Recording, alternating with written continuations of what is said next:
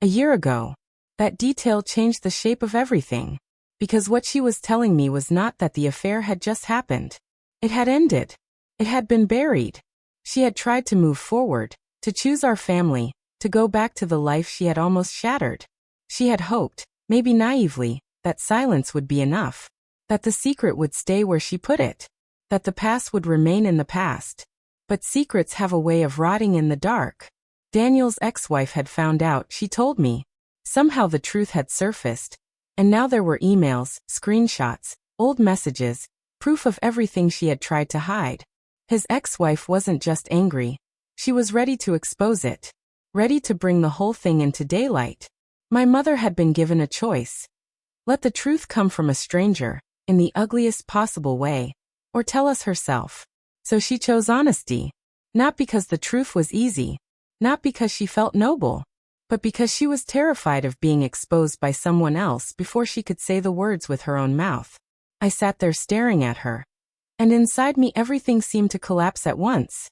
There was anger first, sharp and immediate. How could she?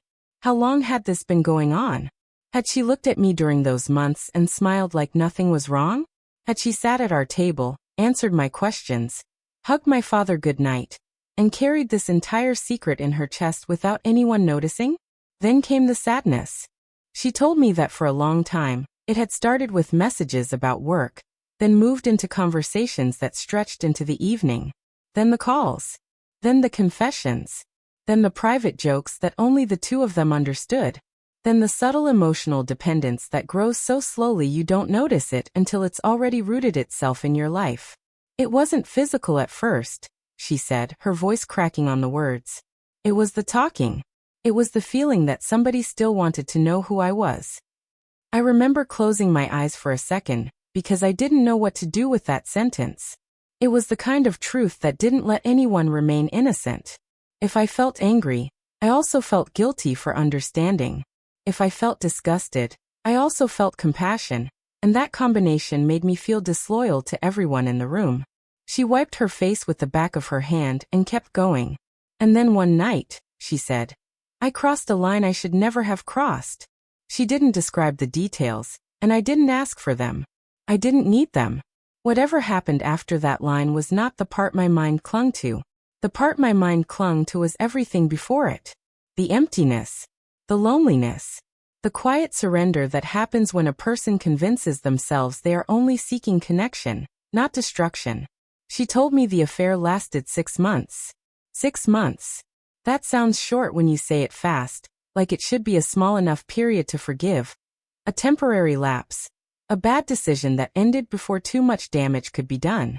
But 6 months in secret is not small. 6 months is enough time to build habits. 6 months is enough time to lie convincingly. 6 months is enough time to make a second life feel almost normal. And for 6 months, my mother had been living inside that second life while the rest of us kept moving through the first. She ended it a year ago, she said. It started at work, she said. It was never supposed to become anything. It was just a conversation at first. Then it became something I didn't know how to stop. There are moments in life when your mind hears the beginning of a sentence and reaches too quickly for the ending. It tries to protect you by guessing, by inventing, by filling in the blanks before the truth can arrive. That is what mine did then. I thought maybe she had money problems. Maybe she had been hiding an illness. Maybe my father had done something terrible, and she was about to tell me the marriage was ending. I was wrong. So very wrong. She told me his name was Daniel Harper. He worked at the design firm where she had spent the last several years rebuilding her career after I moved out. He was younger than my father, but not by so much that it mattered in the way people often expect. He wasn't some reckless stranger she met in a moment of weakness. He was someone familiar enough to be trusted, close enough to notice, and attentive enough to make her feel seen in a way she had stopped feeling at home. And that, more than anything, was what made it hurt. She didn't speak about him the way people speak when they are trying to excuse themselves. She didn't dress it up or turn it into some dramatic, cinematic story about being swept away by passion. That would have been easier, in a way, because passion can be dismissed as foolishness. What she described was quieter than that, and far more dangerous. It was the way he noticed when she looked tired. The way he remembered small details about her projects. The way he asked questions that sounded ordinary, but felt intimate because nobody else had been asking. The way he laughed at her jokes when she had grown so used to saying things into rooms where no one really listened. I barely closed the front door before I saw her. She was sitting on the couch with her hands folded so tightly in her lap that her fingers looked stiff, almost numb. She looked smaller than I had ever seen her, not physically smaller exactly, but worn down in a way that made her seem like the years had settled directly onto her shoulders. Her eyes were red and watery, yet there was also something strangely calm in them. Not peace exactly, more like the exhaustion that comes after fighting with yourself for too long. "Sit down, sweetheart," she said softly. The words should have been simple, but the way she said them made my legs feel heavy. I sat in the armchair across from her, and that was when I noticed the envelope. It was thick, cream-colored, and resting on the coffee table like it had been placed there carefully, almost ceremonially. I couldn't tell what was inside, but the sight of it made me feel colder. My mother followed my gaze and seemed to gather herself, as if she had already crossed some invisible line, and there was no going back now. "I haven't been honest," she said. Her voice trembled, but she kept going. "Not with your father. Not with you. Not even with myself." My heart began pounding so hard I could feel it in my throat. "Mom," I said, barely able to speak, "what is this?" She looked down at her hands for a long moment before answering. When she did, her words came out slowly, carefully, each one carrying the weight of something she had probably rehearsed and feared and mourned 100 times in her own head. I didn't know it yet, but that night would split my life into 2 parts, before her confession and after it. I got dressed in silence and drove across town with my hands gripping the steering wheel so tightly that my knuckles turned white. The roads through Willow Creek were almost empty, the streetlights stretching long, pale reflections across the pavement. It was the same small town I had grown up in. The same place where everyone knew everybody's business before they knew their own.